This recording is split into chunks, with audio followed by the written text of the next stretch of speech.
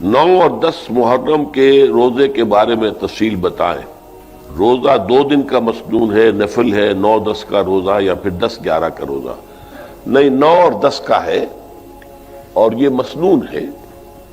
ویسے نفلی روزہ شمار ہوگا، لیکن چونکہ حضور جب مدینہ تشریف لائے تو مدینہ کے یہودی جو ہیں یہ 10 محرم کا روزہ رکھتے تھے۔ تو حضور نے پوچھا کہ یہ کیوں رکھتے ہیں آپ روزہ؟ تو انہوں نے کہا کہ اس تاریخ کو ہمیں جو آل فرعون سے ان سے نجات ملی تھی اور فرعون غرق ہوا تھا اور ہم آزاد ہوئے تھے، تو حضور نے فرمایا کہ موسیٰ پر تو ہمارا حق تم سے زیادہ ہے، ہم موسیٰ کو مانتے ہیں، پوری طرح مانتے ہیں، لہذا حضور نے اپنے صحابہ کو بھی حکم دیا کہ تم روزہ رکھو، حالانکہ ابھی رمضان کا روزہ بھی فرض نہیں ہوا تھا۔ تو یہ اس وقت کا ہے، تو اس لیے روزہ 2 دن کا کہ ہم وہ یہود سے اپنے معاملے کو علیحدہ کرنے کے لیے یہ کہ وہ 1 دن کا رکھتے ہیں تو ہم 2 دن کا رکھیں گے۔